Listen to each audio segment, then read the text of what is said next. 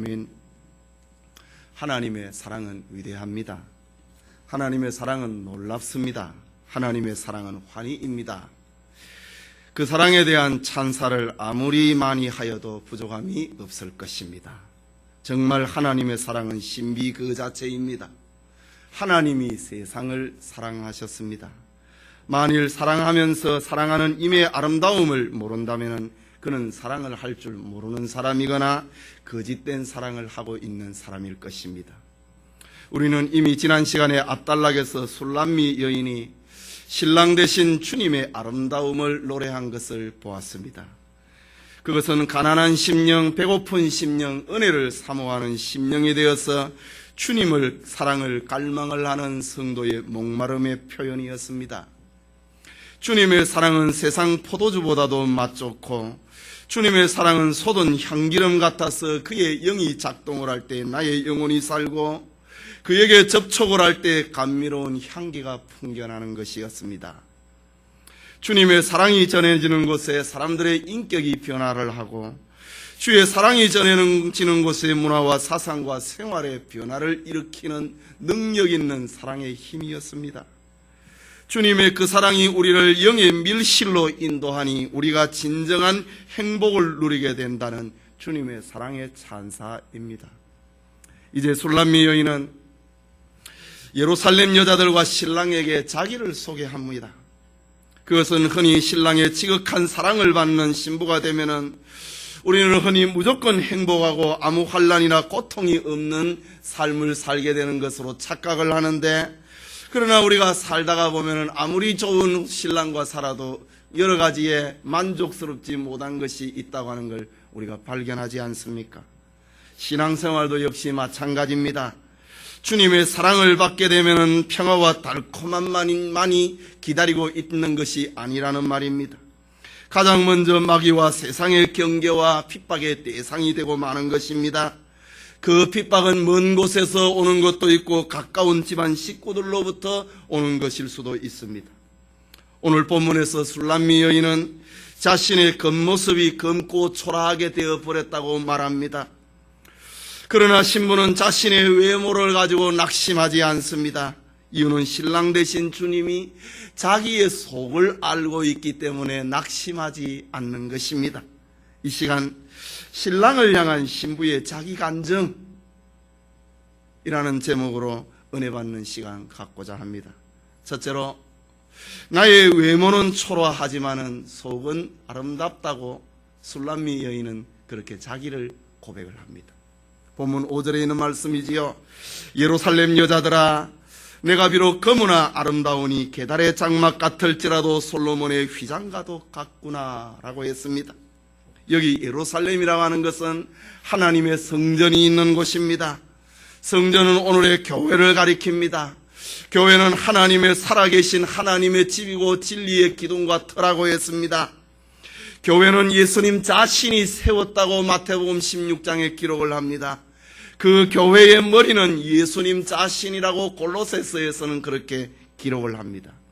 그렇다면 예루살렘의 여자들은 누구이겠습니까? 술람미 여자가 예루살렘 여자들아, 비록 내가 검으나 아름다우니 라고 말을 하고 있는데, 여기 예루살렘 여자들이 그러면 누구이겠습니까?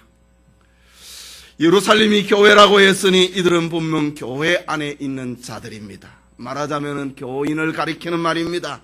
그런데 한 가지 질문이 생깁니다. 신부와 교인 사이에 어떤 구별이 있기에 술람미 여인이 예루살렘 여자들에게, 술람미 여인은 자기가 신자인데 신자된 자기가 예루살렘 여자들 교인들에게 이렇게 애타게 내가 비록 겉은 검지만은 속은 아름답다고 이렇게 애타게 말하고 있는가 하는 것입니다. 술람미 여자가 예루살렘 여자들에게 자기를 소개하고 있는 이유는 교회 안에는 알곡과 가라지가 함께 있기 때문입니다. 교회 안에는 양과 염소가 함께 자라고 있기 때문입니다.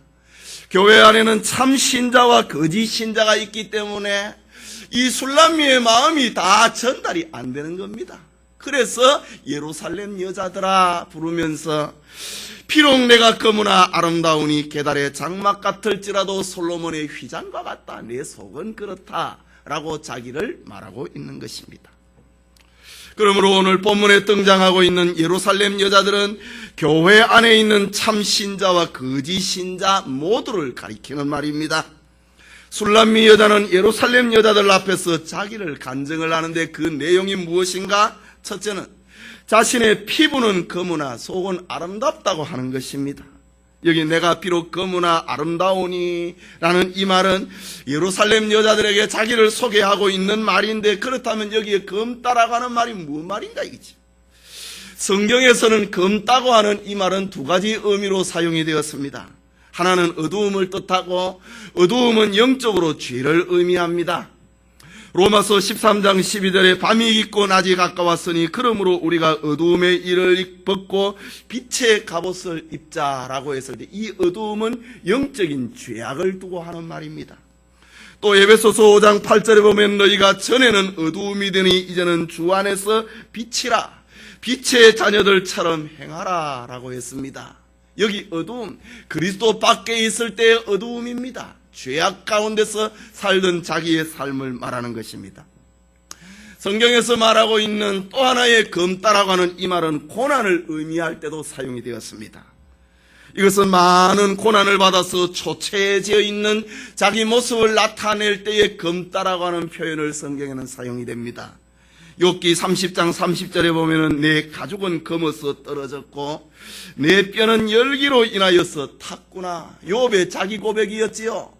환난이 너무 고통스러워서 나의 가죽이 시커멓게 변해버렸다고 하는, 피부가 시커멓게 변해버렸다고 하는 욥의 고백입니다. 또 예레미야가 4장 7절에서 8절에 보면은 전에는 존귀한 자의 몸이 눈보다 깨끗하고 젖보다 희며 산호보다 붉어 그 윤태감이 망황한 청옥 같으니 이제는 그 얼굴이 숯보다 검고 그 가죽이 뼈에 붙어 막대기같이 말랐으니 거리에서 알 사람이 없도다. 예레미야 선지자가 멸망하게 가는 조국 유다의 모습을 보고 지난날 왕궁에서 화려하게 지냈던 귀족들의 얼굴을 봅니다.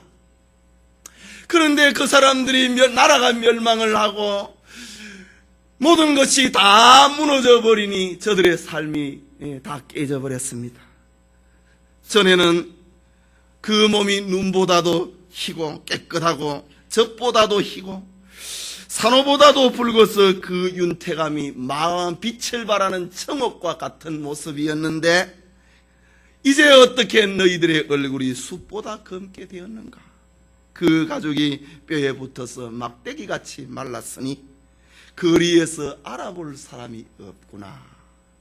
귀족들의 모습, 나라가 멸망을 하니 왕궁에서 귀족들의 모습이 그때는 그렇게 화려했는데 나라가 멸망을 하고 고난을 당하니 고생을 하니 그 사람 얼굴을 못 보게 되었다 이거지요. 못 알아볼 지경이 되었다라고 했습니다. 이렇게 검다라고 하는 말은 고난의 의미로 사용되기도 했습니다. 그렇다면 오늘 본문에 등장하고 있는 술람미 여인이 말하고 있는 자기 고백, 나는 검으나 비록 검으나 속은 아름답다라고 했을 때 여기 검다라는 말이 무슨 뜻이겠는가? 만일 죄로 해석을 한다면은 내가 죄가 있을지라도 회개하는 영적인 아름다움으로 말을 알고 것입니다.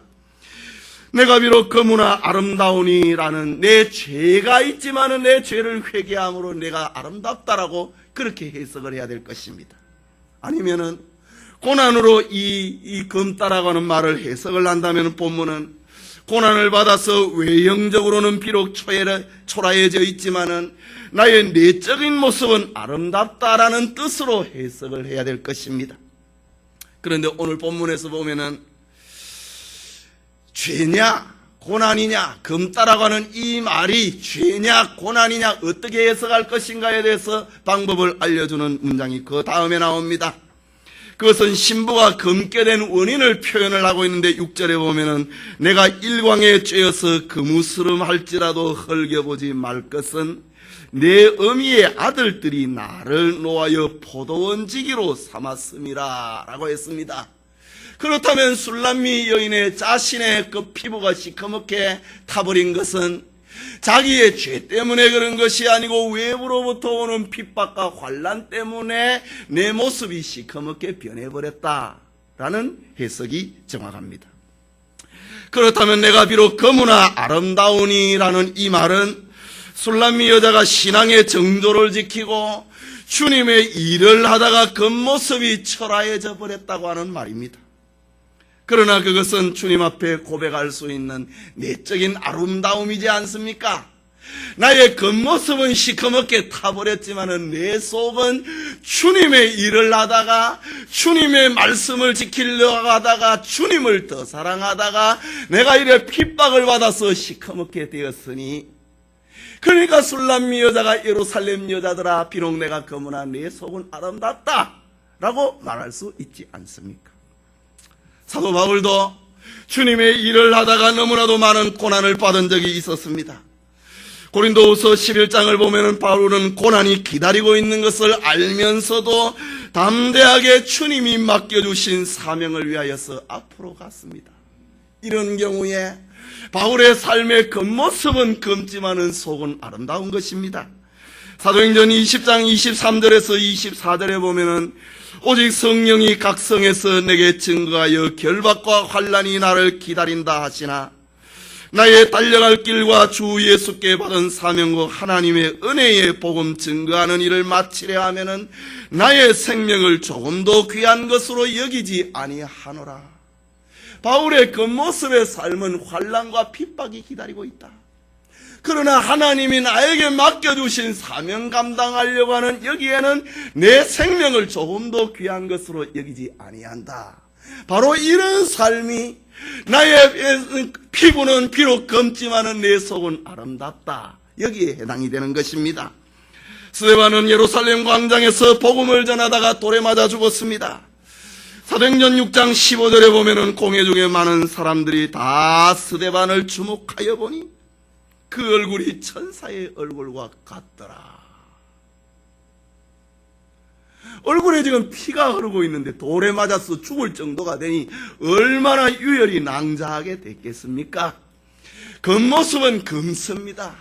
그러나 그의 속이 얼마나 아름다운지 스데반의 죽는 이 광경을 보고 천사의 얼굴과 같더라 라고 했습니다. 바울이나 스데반의 삶과 죽음의 외모는 고난으로 얼룩져 있었습니다. 그러나 그의 내면은 너무나도 아름다웠습니다. 말하자면 술람미 여인이 고백했던 것처럼 내가 비록 거무나 아름다우니라는 그 자체였습니다. 예수님께서도 말씀하셨습니다. 너희가 의를 위하여 핍박을 받는 자는 복이 있나니 천국이 너희 것임이라. 나를 위하여서 너희를 욕하고 비방하고 거짓으로 너희를 괴롭힐 때에 기뻐하고 즐거워하라. 하늘에서 너희 상이 큼이라 라고 했습니다. 이런 경우에 내가 비록 거무나 내 속은 아름답다라는 것입니다. 그래서 베드로는 베드로전서 4장 14절에 너희가 그리스도의 이름으로 욕을 받으면 복이 있는 자로다. 영광의 영고 하나님의 영이 너희 위에 계심이로다 라고 했습니다.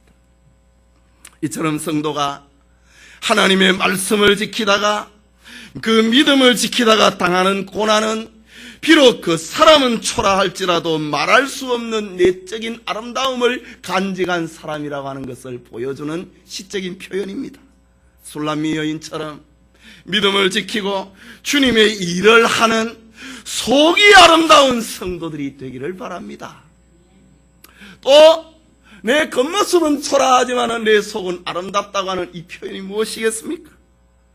자기 외모가 계달의 장막 같아도 솔로몬의 휘장과 같다고 솔로몬은 말합니다. 참 그 술람미 여인은 그렇게 고백을 합니다. 여기 계달이라고 하는 히브리 말은 검다는 뜻입니다. 이것은 역사적으로 이스마엘의 후손으로서 오늘의 사우디아라비아, 북아라비아에 살고 있는 유목민들을 가리키는 사람들의 무리들의 족속들의 이름이 게달입니다.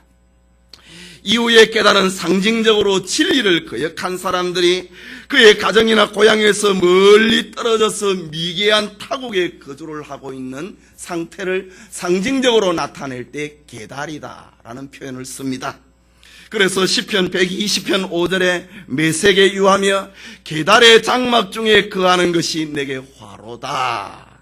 진리에서 떨어지고 가정에서 고향에서 멀리 떨어져서 미개한 타국에 거하게 되었으니 그것이 나에게 화라고 하는 시인의 표현이었지요.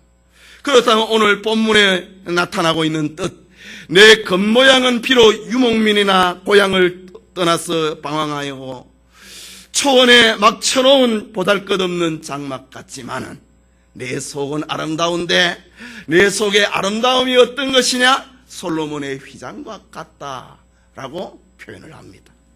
여기 휘장이라고 하는 말은 성전이나 그리고 왕궁에 있는 방에 쳐놓은 커튼을 가리키는 말입니다. 솔로몬의 휘장이라고 하는 것은 솔로몬의 궁전 안에 있는 솔로몬 왕이 거하는 거실이나 침실에 장식된 커튼을 말합니다. 여러분, 솔로몬이 어떤 왕입니까? 지혜와 부와 영광을 솔로몬처럼 넘치게 받은 자는 전에도 없었고 후에도 없었다고 합니다. 그 시대의 왕은 예루살렘에서 은을 돌같이 흔하게 하였고 백향목을 평지에 뽕나무같이 많게 하였던 솔로몬 왕의 시대입니다. 그러니 솔로몬의 왕궁의 내실에 꾸며진 휘장이 얼마나 값비싸고 아름다운 것이겠습니까? 본문에 나타난 비유의 뜻을 정리를 해보면은 나의 겉모양은 세상에서 가장 가난하고 천한 사람들이 초원에 쳐놓은 검은 장막처럼 초라하게 보이지만은 나의 속은 이 세상에서 가장 부요와 영광을 누렸던 솔로몬 왕의 내실에 쳐놓은 휘장과 같다라고 표현을 하는 것입니다. 그렇다면은 우리는 우리 편에 있는 약점 때문에 겉이 검다, 겉이 타버렸다, 나의 겉모습이 계달의 장막과 같이 천하고 막 쳐놓은 천막 같은 나의 모습이라 할지라도 낙심하거나 병들지 말아야 된다는 말입니다. 로마서 8장 33절에서 35절에 누가 능히 하나님의 택하신 자들을 송사하리요 의롭다 하신 이는 하나님이시니 누가 정죄하리요 죽으실 뿐 아니라 다시 살아나신 이는 그리스도 예수시니 그는 하나님 우편에 계신 자요 우리를 위하여 간구하시는 자시니라. 누가 우리를 그리스도의 사랑에서 끊으리요? 환난이나 공고나 기근이나 핍박이나 적신이나 위험이나 칼이랴 라고 했습니다. 우리에게는 주님이 나를 사랑하고 있는 속이 있습니다. 우리에게는 내가 주님을 사랑하는 사랑이 있습니다. 우리는 속을 가지고 있는 사람입니다. 이것을 아는 것이 지혜고 이것을 믿는 것이 믿음입니다. 주님의 구속의 은혜를 깨닫고 주님의 거룩하심과 그 크신 사랑을 깨달을 때 자기의 존재의 의미를 깨닫는 것입니다.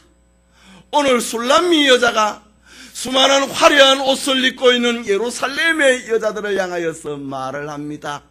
비록 내가 검으나 아름답다. 내가 계달의 장막 같을지라도 솔로몬의 휘장과 같다. 술람미 여인은 자기를 알고 있습니다. 나의 속은 검지만은 내 겉은 검지만은 계달의 장막과 같지만은 나의 속은 아름다움이 있다고 하는 것입니다. 그 사랑을 너희들이 좀 알아줬으면 좋겠다. 그런 표현입니다. 이 진리를 깨닫고 그리스도와 연합하는 성도가 바로 솔로몬의 휘장과 같은 아름다운 성도들입니다. 우리는 비록 계달의 장막과 같은 그런 겉모습을 가지고 있을 수 있습니다. 우리의 지식이, 우리의 건강이, 우리의 신분이, 우리의 지위와 우리의 재물이 계달의 장막과 같이 천하다 할지라도 속이 아름다운 솔로몬의 방에 처져 있는 그 휘장과 같이 아름다운 속이 아름다운 주님을 향한 사랑이, 주님이 나를 향한 사랑을 간직하고 있는 그런 성도들이 되시기를 바랍니다. 크게 둘째로 술람미 여자는 내가 나의 포도원을 지키지 못했다고 안타까워하고 있습니다. 이제 술람미 여인이 왜 자신의 피부가 검어졌는지, 검은 피부 때문에 어떤 오해를 받게 되었는지, 나를 검게 만든 사람이 누구인지, 이런 상황 때문에 나는 지금 어떤 안타까운 마음을 가지고 있는지를 표현을 하고 있습니다. 6절의 말씀입니다.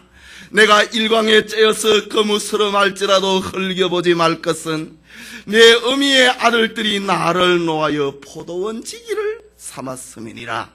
나의 포도원은 내가 지키지 못하였구나.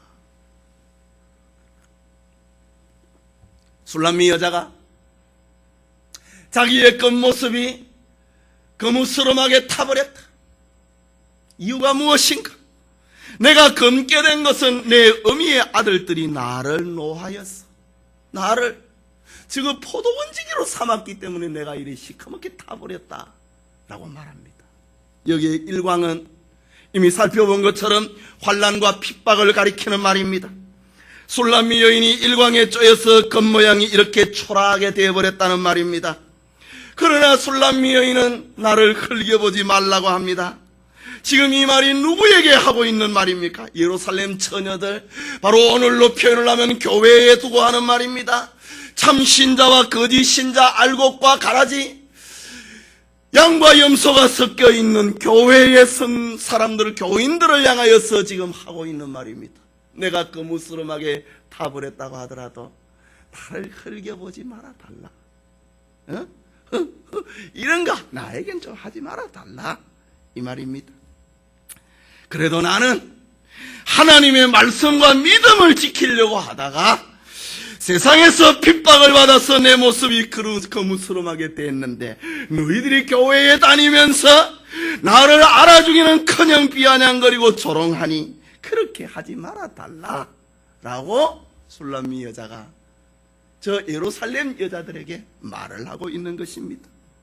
자기 자신이 일광에 째여서 핍박을 받아서 거무스름하게 된 이유를 구체적으로 밝히고 있는데, 나도 원래는 너희들처럼, 예루살렘 여자들처럼 나도 하얀 피부를 가지고 있었다고 합니다. 나도 아가씨였다고 합니다.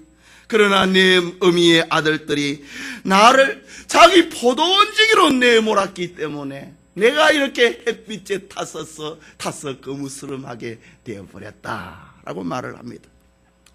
여기에 내 어미의 아들들이라고 했습니다. 이를 통해서 우리는 술람미 여인의 가정의 형편을 알게 됩니다.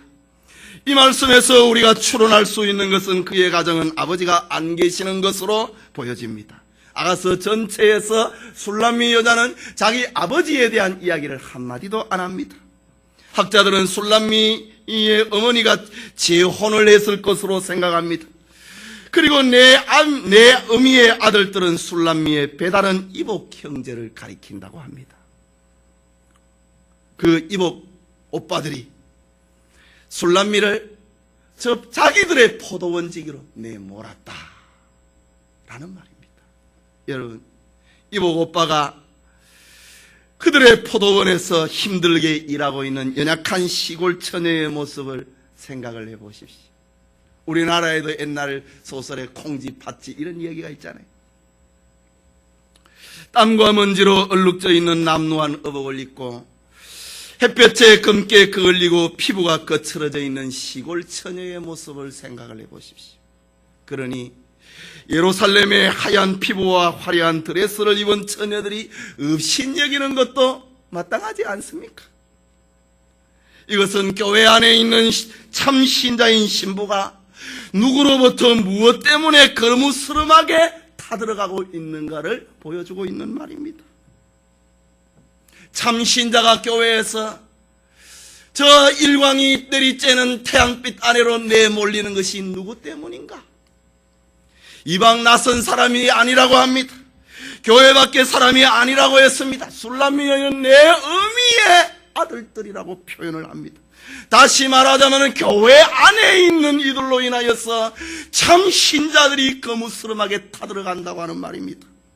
예수님께서도 마태복음 10장 36절에 사람의 원수가 자기 집안 식구라고 했습니다. 자기 집안 식구가 참 신자의 노동력을 착취를 하는 것입니다. 집안 식구가 참 신자의 시간과 물질과 삶을 허비해버리고 맙니다. 그들이 참 신자를 자기 하수인으로 만들어 버렸다고 하는 말입니다. 기독교 역사를 보면은 하나님의 교회에 있어서 참된 일꾼들은 교회 밖의 사람들보다 교회 안에 있는 사람들에 의해서 더 많은 환난과 고통과 시커멓게 타버리는 일들이 더 많이 있었습니다. 예수님 자신도 그랬습니다. 예수님 자신도 주변에 있는 밖에 있는 사람이 아니고 자기의 12 제자 가운데 자기 제자 가룟 유다의 배신으로 예수님은 팔려갔습니다. 예수님은 이방인이 아닌 하나님을 잘 믿는다고 떠들어대는 종교인들에 의해서 미움을 받고 환난과 핍박을 받았습니다. 오히려 이방인 빌라도는 로마의 총독은 예수님을 낳아 주려고 했습니다. 그런데 유대인들이 하나님을 잘 믿는다고 하는 유대인들이 예수님을 낳아주지 말고 예수님 대신에 강도를 낳아주고 예수님을 십자가에 못 박으라고 했습니다. 거짓 종교인들이 바로 이렇게 예수님의 생명을 죽여달라고 한 것입니다. 참 일꾼인 스데반 집사를 죽인 것도 이방인이 아니었습니다. 유대 종교 지도자들이 스데반을 돌로 쳐 죽였습니다. 베드로와 요한을 잡아서 신문을 하고 투옥을 시킨 것도 이방 사람들이 아니었습니다. 유대 지도자들을 통하여서 이렇게 고통을 당했습니다. 물론 역사상에 전적으로 외부적인 핍박도 있었지만 오늘 본문의 술람미 여인의 자기 고백처럼 내 어미의 아들들로 인하여서 내가 이렇게 피부가 검게 타버렸다고 하는 것처럼 내부적으로 일어나는 이런 고통이 더 많이 있었습니다. 뿐만 아니라 교회 안에는 참되게 신앙생활을 하는 참성도를 미워하고 노하는 자들은 거짓 신자들에게만 국한되는 것은 아닙니다. 구원의 믿음을 가졌지만은 장성하지 못한 자들이 참 신자들을 미워합니다. 그들은 자기와 생각이 다르다고 참된 일꾼들을 시기하고 질투합니다. 때로는 목회자를 비방을 하기도 합니다. 예를 들면은 요셉의 경우에 있어서 다른 사람이 아니라 자기 하나님을 잘 믿는 같은 형제들입니다. 그 형제들에게 요셉은 미움을 받았습니다. 모세는 그의 누이 미리암과 대제사장 아론으로부터 모세는 비방을 받기도 했습니다. 다윗은 사울 왕에게 핍박을 받았습니다. 이렇게 교회 안에서 저 술람미 여인이 내가 이렇게 거무스름하게 타버린 것은 내 어미의 아들들이 나를 자기들의 포도원으로 내몰았기 때문에 내가 이렇게 타버렸다라고 했습니다. 여러분은 오늘 본문의 어미의 아들처럼 참 성도를 장렬하는 태양빛 아래로 내몰지 않기를 바랍니다. 참 성도의 시간과 정력과 물질을 허비하지 말기를 바랍니다. 또 술람미 여인은 나의 포도원을 내가 지키지 못했다고 오빠들이 자기 포도원을 지키라고 해가지고 내 포도원은 못 지켰다고 술람미 여자가 안타까워합니다. 여기 나의 포도원이라고 했습니다. 이 말은 앞에 등장하고 있는 내 어미의 아들들의 포도원과 대조를 이루는 말입니다. 그렇다면 술람미 여인의 포도원, 나의 포도원은 무엇입니까? 그것은 술람미 여인이 계획하고 꿈꾸었던 포도원입니다. 이것은 두말할 것도 없이 신랑 대신 주님의 마음을 기쁘게 하고 싶은 그 꿈입니다. 그 포도원입니다. 두말할 것 없이 주님의 뜻을 그대로 실천하면서 살고 싶어하는 자기 포도원입니다. 그러나 술람미 여인은 어미의 아들들 때문에 주님으로부터 받은 자기 꿈, 자기 계획, 주님을 기쁘시게 하고자 하는 자기 포도원은 지키지 못했다고 안타까워하고 있는 것이 자기 고백입니다. 내가 이렇게 시꺼멓게 타버린 것은 어미의 아들들이 태양이 내리쬐는 그곳에 나를 포도원 지키라고 했기 때문에 내가 타버렸다. 또 나의 포도원을, 주님을 향한 나의 꿈을 내가 실현하지 못한 것은 내 어미의 아들들이 내 포도원에서 일을 못하고 자기 포도원에서 일하도록 시켰기 때문에 내가 주님을 향한 꿈을 이루지 못해버렸다 라고 안타까워하고 있는 고백입니다. 바울도 이런 고백을 하였습니다. 로마서 7장 22절에서 24절에 내 속사람으로는 하나님의 법을 즐거워하되 내 지체 속에 한 다른 법이 내 마음의 법과 싸워 내 지체 속에 있는 죄의 법 아래로 나를 사로잡아 오는 것을 보는도다. 오라 나는 곤고한 사람이로다. 이 사망의 몸에서 누가 나를 건져내랴. 바울은 육체의 욕심과 정력 때문에 하나님의 법대로 살지 못함을 안타까워했습니다. 하나님의 법대로 사는 것이 나의 포도원이고 나의 꿈인데 내 속에 있는 한 다른 법이 나의 포도원을 지키지 못하게 하니 내가 너무 괴롭다라고 바울도 그런 고백을 했습니다. 바울이 진정 지키고자 했던 자기의 포도원이 무엇입니까? 빌립보서 1장 20절과 21절에 나타납니다. 나의 간절한 기대와 소망을 따라 아무 일에든지 부끄럽지 아니하고 오직 전과 같이 이제도 온전히 담대하여 살든지 죽든지 내 몸에서 그리스도가 존귀되게 하려 하나니 이는 내게 사는 것이 그리스도니 죽는 것도 유익함이라. 이것이 바울이 꿈꾸었던 자기 포도원입니다. 갈라디아서 2장 20절에는 내가 그리스도와 함께 십자가에 못 박혔나니 그런즉 이제는 내가 산 것이 아니요 오직 내 안에 그리스도께서 사신 것이라. 내가 이제 육체 가운데 사는 것은 나를 사랑하사 자기를 나를 위하여 자기 몸을 버리신 하나님의 아들을 믿는 믿음 안에서 사는 것이라. 이것이 바울이 꿈꾸었던 자기 포도원이었습니다. 술람미 여인은 어미의 아들들이 자기들의 포도원으로 내몰았기 때문에 내 본연의 직무를 감당 못했다고 하는 겁니다. 내 본연의 직무, 나의 포도원, 주님을 기쁘게 하고 주님의 일에 있어서 내가 최선을 다하지 못했다고, 내 포도원을 지키지 못했다고 이렇게 안타까워하고 있는 것입니다. 이런 일들을 우리도 경험을 합니다. 선한 일을 하고자 하면 꼭 반대하는 이들이 있습니다. 믿음으로 생각을 하지 아니하고 비웃고 다르게 해석을 하고 비방하는 이들이 있습니다. 어떤 일을 앞에 두고 논쟁하고 다투다 보니까 앞을 향하여서 진보하지 못합니다. 그래서 맨날 제자리 걸음을 하고 퇴보하는 경우가 있습니다. 이것이 바로 나의 포도원을 지키지 못하는 오늘의 우리의 현실입니다. 본문의 술람미 여인도 주님 안에서 받은 자기의 꿈이 있었습니다. 자기 포도원을 지키지 못하는 이것을 그는 안타까워하고 있는 것입니다. 성도님, 논쟁하고 다투고 시비하다가 주님의 일에 열중하고 주님을 기쁘시게 하는 그런 삶을 살지 못하는 그런 일이 없기를 바랍니다. 논쟁하기보다 시비하기보다 주님의 일에 열중을 하는 우리의 포도원을 지키는, 주님의 기쁘시게 하는 삶을 사는, 포도원을 지키는 나의 포도원, 우리 교회에 주신 하나님의 포도원을 지키는 그런 은혜가 우리에게 있기를 바랍니다. 그게 마지막으로 이런 현실 가운데서도 신부는 신랑에게 자기의 결심을 다짐을 합니다. 지금까지 신부는 어미의 아들들 때문에 자기 포도원을 지키지 못했음을 안타까워했습니다. 그러나 신부는 그것으로 끝나지 아니하고 다시 한번 결심을 합니다. 7절에 있는 말씀입니다. 같이 한번 읽을까요? 7절입니다. 내 마음에 사랑하는 자야,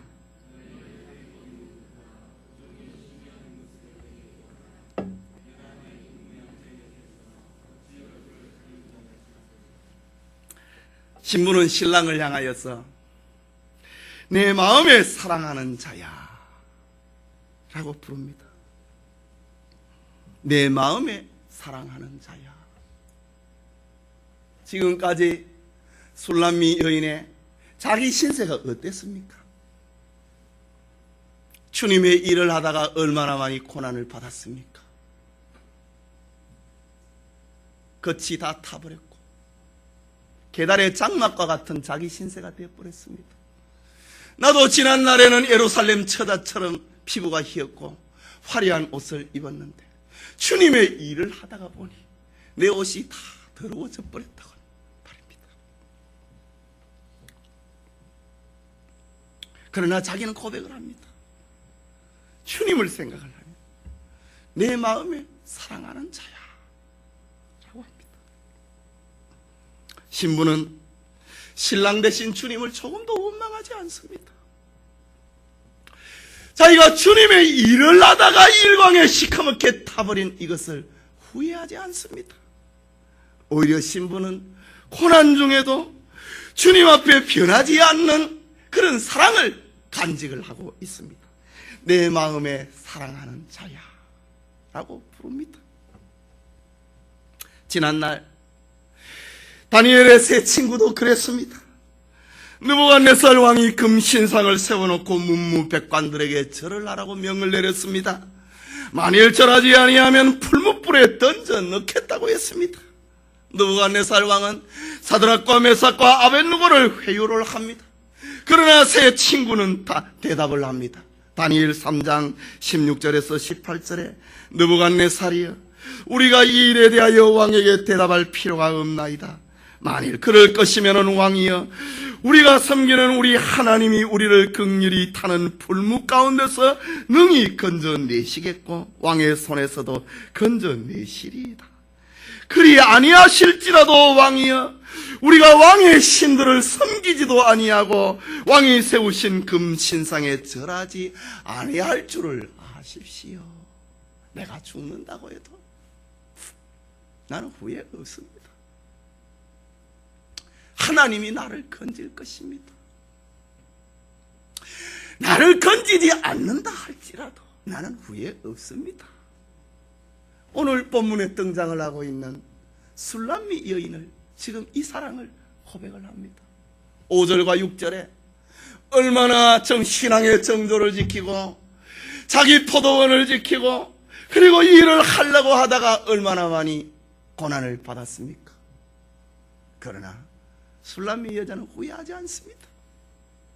내 마음에 사랑하는 자야 라고 부릅니다. 바울도 그랬습니다.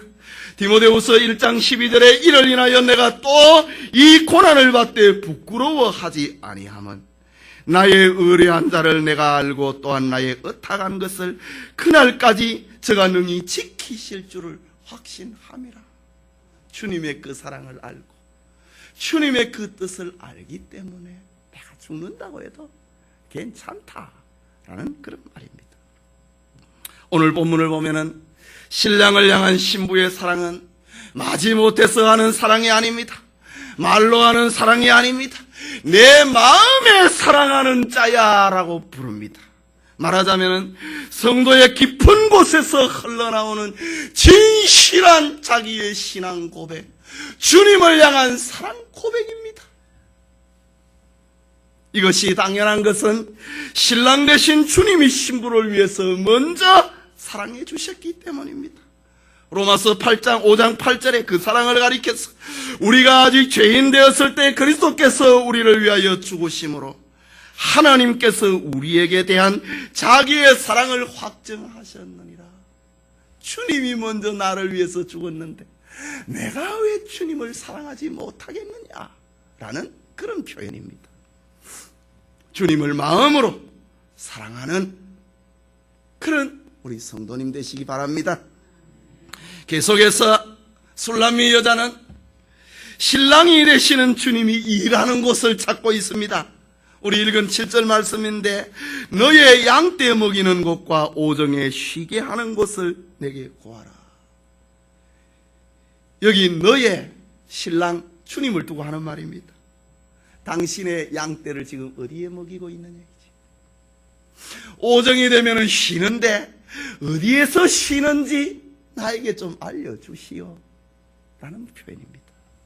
술람미 여인은 신랑 되신 주님이 지금 양떼를 먹이시고 그들을 푸른 초장 실만한 물가로 인도하고 계심을 믿습니다.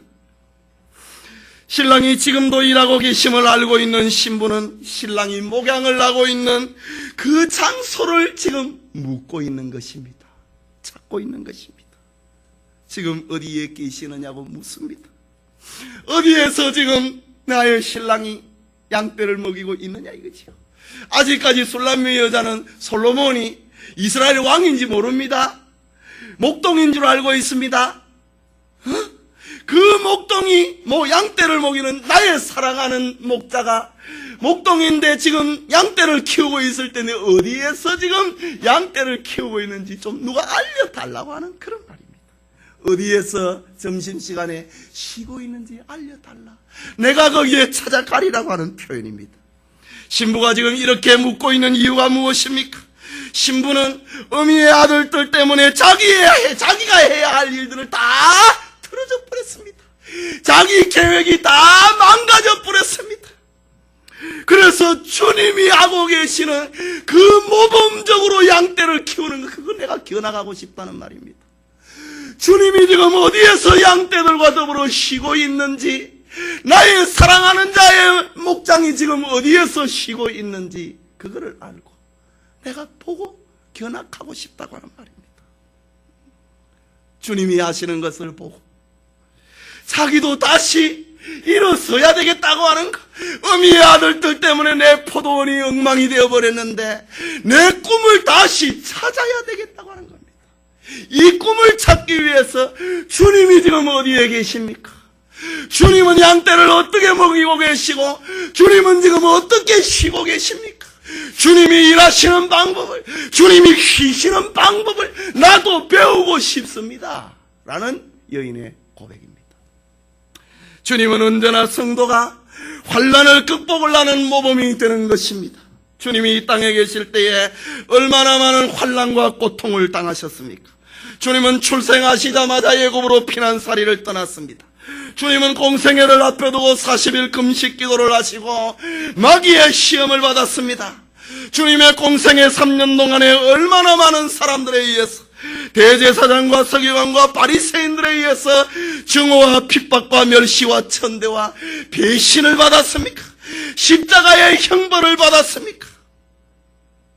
주님이 받으신 그 목양의 현장을 내가 다시 가서 보고 그것을 목격을 하고 그것을 배워가지고 나의 꿈이 흔들어져 버린 이것을 다시 재정립하고 싶다고 하는 그런 성도의 고백인 것입니다.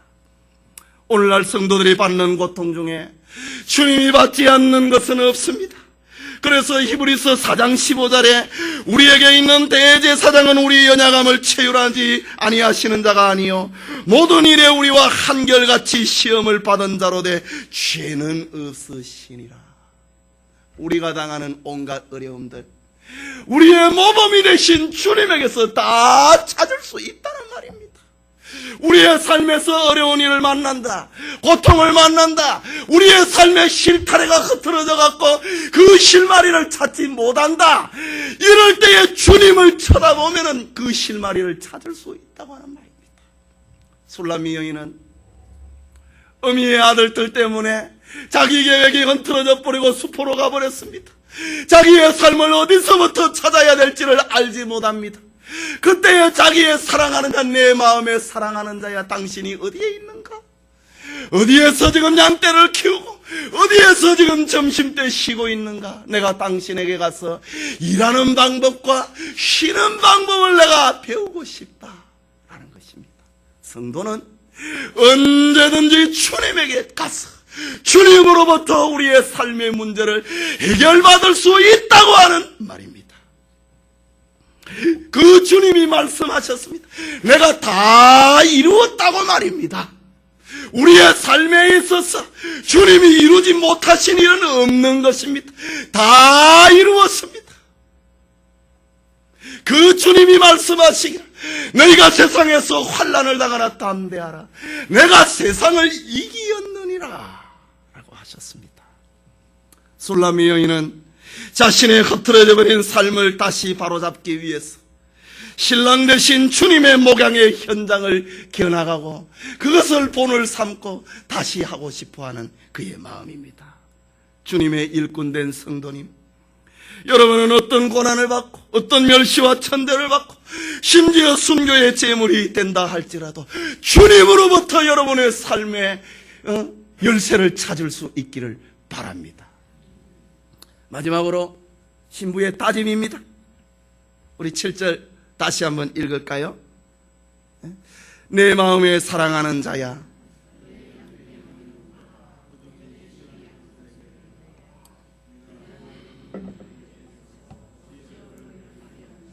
내가 내 동무 양떼 곁에서 어찌 얼굴을 가리운 자 같이 되랴.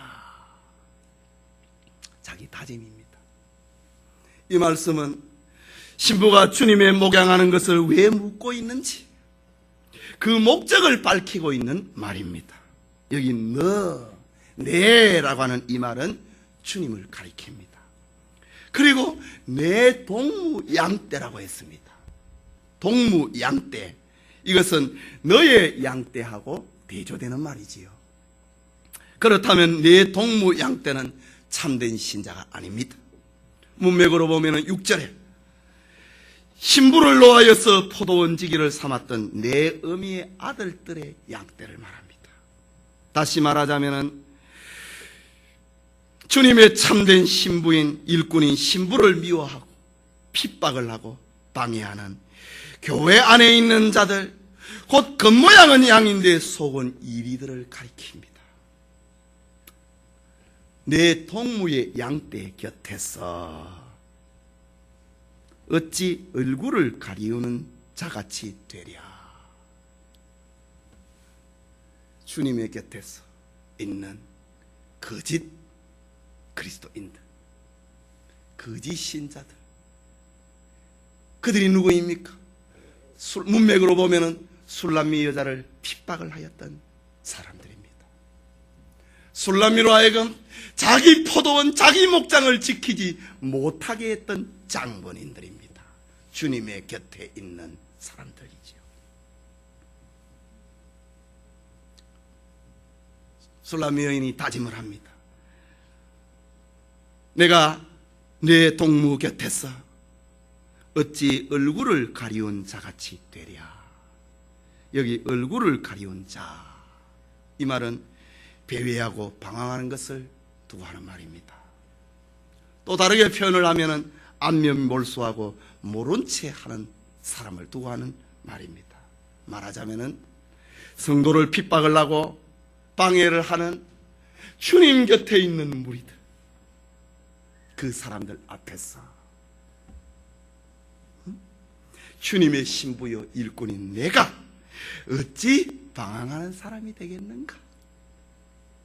어찌 내가 나를 핍박하는 사람이 주님 곁에 있다고 해서 내가 어찌 주님을 모른 채 하겠는가? 내가 어찌 나를 핍박하는 사람이 있다고 해서 주님의 일을 포기하고 앉아 있을 수 있겠는가? 나는 그럴 수 없다라는 자기 선언입니다. 내가 내 동무 곁에서 어찌 얼굴을 가리우는 자 같이 되랴. 욥기서에 보면은 욥이 아주 경건하고 믿음으로 사니까 사탄이 시험을 하지요. 어느 날 사탄이 하나님 앞에 나타나서 욥을 고발을 합니다. 저 욥이 까닭 없이 하나님을 공경하는 줄 압니까? 욥이 가진 게 많으니까, 하나님이 많이 주니까 거기에 대해서 욥이 감사하는 거 아닙니까? 사탄이 욥을 하나님 앞에 고소했습니다. 참소했습니다. 그때 하나님이 한번 해봐라 이거죠. 그때 욥은 믿음을 지켰지요. 바로 오늘 본문에 있는 장면에 있는 이 술람미 여자가 바로 그것입니다. 주님의 곁에 자기를 괴롭혔던, 자기를 태양 아래로 몰아내었던, 그리고 내 포도원은 지키지 못하고 내가 주님으로부터 받은 꿈을 실현하지 못하게 했던 그 사람이 당신 옆에 있다고 해서 내가 어찌 배회하는 사람이 될 수 있겠습니까? 나는 그럴 수 없습니다. 나는 주님의 일을 두고 모른 채 할 수 없습니다. 주님의 일을 놔두고 앉아있는 그런 삶은 살 수 없습니다.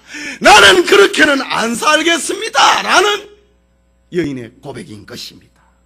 나는 그렇게 살 수 없다고 하는 말입니다. 예수님께서 말씀하셨습니다. 마태복음 10장 32절 33절에 누구든지 사람 앞에서 나를 시인하면 나도 하늘에 계신 내 아버지 앞에서 저를 시인할 것이요, 누구든지 사람 앞에서 나를 부인하면 나도 하늘에 계신 내 아버지 앞에서 저를 부인하리라. 술람미 여인은 아마도 예수님의 속에 들어갔다 나오는 사람 같아요. 예수님의 이 말을 지금 알고 있는 여인의 모습입니다. 내가 핍박을 받고 내 피부가 거무스름하게 되고 계단의 장막과 같이 천덕꾸러기가 됐다 할지라도 나로 하여금 내 포도원을 지키지 못하게 하는 그런 사람이 있다 할지라도 내가 어찌 배회하고 방황할 수 있겠는가? 나는 내 얼굴을 가리운 자처럼 부끄럽게 살 수 없습니다. 나는 내가 가야 할 길을 가겠습니다. 라는 신랑을 향한 자기의 신앙 고백인 것입니다. 성도 여러분, 참된 신자의 모습은 겉모습은 검고 초라하지만은 속은 아름답습니다. 이유는 성도의 내면에는 나를 향한 주님의 사랑이 있고 주님을 향한 나의 사랑이 있기 때문에 겉은 탄다 할지라도 속은 아름다운 것입니다. 이것이 성도의 모습입니다. 참 신자의 모습은, 겉모습은 세상에서 가장 가난하고 천한 사람들이 초원에 쳐놓은 계단의 장막같이 초라하고 보잘것없지만 속 모양은 세상에서 가장 부여와 영광을 누렸던 솔로몬의 장막과 같은 그것을 가지고 있는 사람들입니다. 그렇기 때문에 우리 편에 있는 연약 때문에 낙심하지 말아야 됩니다. 우리 속에 예수 그리스도를 인하여서 얻어진 믿음, 예수 그리스도를 믿는 그 믿음은 솔로몬의 내실 안에 있는 그 휘장보다도 더 아름답기 때문입니다. 성도의 피부가 이렇게 검게 타버린 이유가 있습니다. 그것은 세상의 하나님의 자녀를 미워하기 때문입니다. 세상 사람들이 생각이 약하고 세상 사람들의 문화가 성도의 문화가 다르기 때문에 자기들의 죄에 동참하지 아니한다고 세상은 성도를 미워합니다. 자기들과 함께 죄를 짓는데 함께하지 않는다고 미워합니다. 예수님께서 그래 말씀을 하셨지요. 그래서 성도의 피부는 검게 타버리고 마는 것입니다. 이것이 이 땅에 살아가는 성도의 삶의 모습입니다. 성도가 하나님의 자녀로서 이 세상에 사는데 어떻게 하얀 피부를 가지고 살 수 있느냐? 어떻게 하얀 드레스만 입고 신앙생활을 할 수 있느냐? 그럴 수 없다고 하는 말입니다. 술람미 여자가 오히려 예루살렘 여자들을 향하여서 나도 너희들처럼 본래는 그래 했다. 그렇게 화려한 옷을 입고 있었다. 그러나 나는 주의 일을 하다가 보니까 내 피부는 검하게 되어버리더라.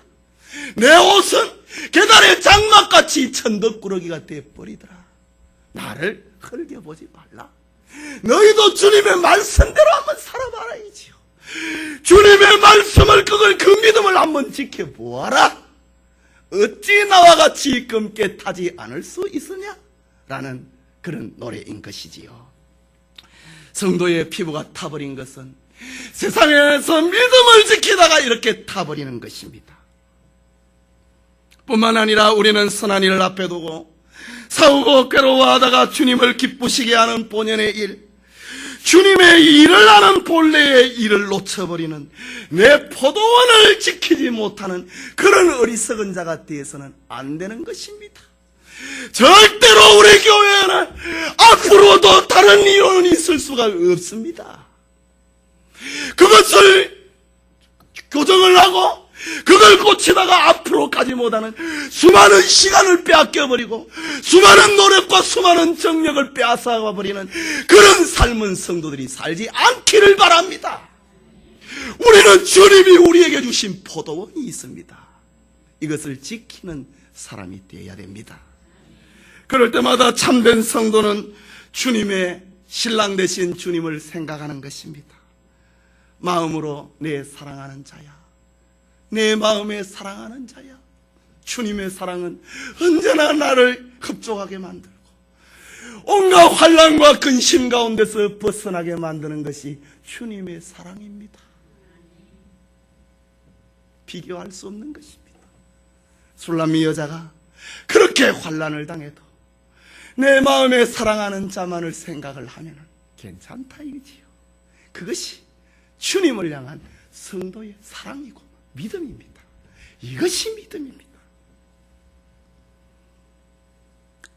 우리의 삶이 흐트러져 버리고 우리의 삶이 찢겨져 버리고 그 본래의 모습을 놓쳐버렸을 때에 오늘 술람이 여자처럼 주님으로부터 목양의 방법을, 주님으로부터 환난을 피하는 방법을, 주님으로부터 쉬는 방법을, 주님으로부터 시험을 이기는 방법을 우리는 배워야 되는 것입니다.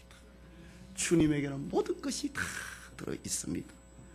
그리고 오늘 본문의 술람이 여인처럼 여러분의 삶을 방해하고 핍박한다 할지라도 방황하는 자가 되지 말고 주님을 모른 채 하거나 주님의 일을 포기하지 말아야 됩니다. 오늘 술람미 여인처럼 날마다 주님을 생각을 하고 새롭게 다짐을 하고 새롭게 시작하는 은혜가 우리 모두에게 있기를 소원합니다.